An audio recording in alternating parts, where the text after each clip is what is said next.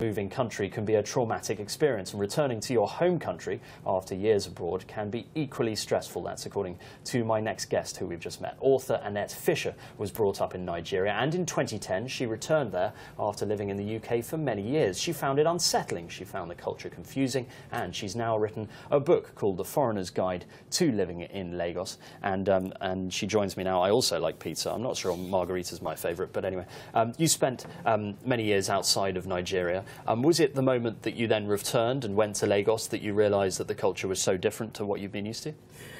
Well, I think it was more about settling back in, because it's one thing to sort of land, well, just the arrival at the airport actually is a bit of an experience, is the first thing. As you come across the customs officials and various people that you find there.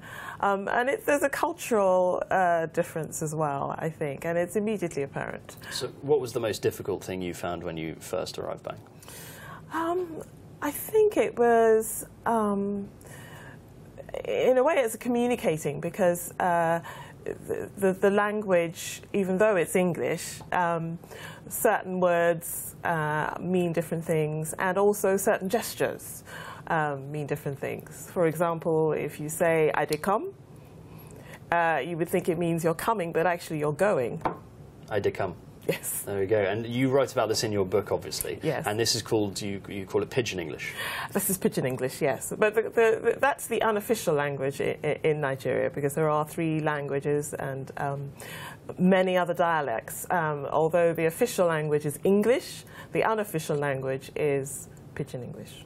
And so what is your hope for this book? Is it that foreigners who are moving to Lagos to live or work in Lagos will be, or Nigeria, will be able to cope better with that Pidgin English and with the cultures there? Well, I think it's communicating on several levels. It's targeted not just at Europeans who are visiting Nigeria for the first time, but also what I would call expatriate Nigerians. In other words, other Nigerians who, like myself, who've been away for a long, long time, maybe haven't been back in decades, and need that adjustment to, or that knowledge. As you land on the soil, what do you do first? So at the moment, if you're in Nigeria, do you see Europeans and Nigerians who've lived away for a long time, do you see them sort of struggling with the language and with the culture? Well, yes, we have the same issues, but at the same time it's a very warm place, but you need to, shall we say, know how to navigate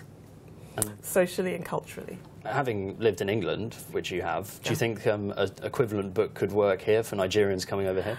Well, oh, in reverse.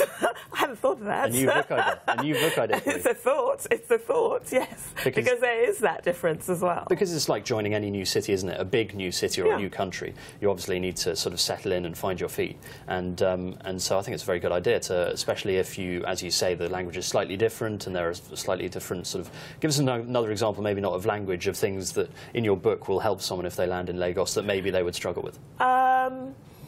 Well, I think one of the first things is that you do need to make sure you have some cash when you arrive, because Nigeria is one of the few airports where you have to pay for a trolley, for example, and you wouldn't know that until you landed.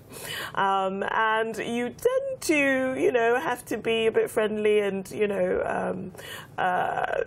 shall we say, line the palms of 1 or 2 people as you get through customs and get to the to leave the the arrival hall. So tell us about the writing experience of the book. What made you do it? It was obviously in 2010 when you returned back home. Did you then think about it for a while and think, oh, there is something in this? I actually didn't think about it at all.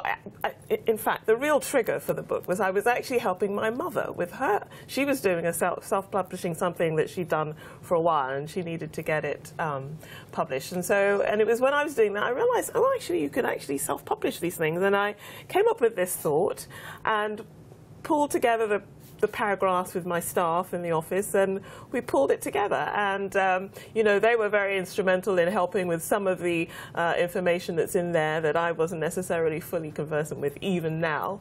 And we put it all together with the various chapters. You know, it talks about the markets and, you know, some of the experiences there. If you want to go bargaining, you know, make sure you go start with half and walk away to test your deal, for example. And also, you know, just going to visit landmarks in some of the key ones in the state, and then there's some interesting photographs and experiences. We have a carnival. There's a Lagos carnival. Some might not know about this, and it's actually very colourful. It doesn't always happen at the same time of the year, but it does happen in central Lagos on Lagos Island. And then I suppose one of the other experiences, I suppose, is getting stuck in traffic in Lagos. You know, I say, well, you know, if you ever do get stuck in traffic and you've got nothing to do, well, sit back and enjoy. You're about to experience a first-hand new shopping experience where items are brought to your window. That's a great idea. It sounds like sort of local knowledge, because when you go to a new town or city, you often go to the main sites. Here you go to the London Eye, or you go to Madame Tussauds, say, but that is often not the experience that you may enjoy the most. And it sounds like your book is something that sort of you know, gives people a chance to go and see the things that are actually really interesting that maybe the foreign tour guides don't have. But Annette Fisher, thank you very much for coming in. It's called The Foreigner's Guide. It is now out to buy. So anyone going to Lagos? Oyinbo.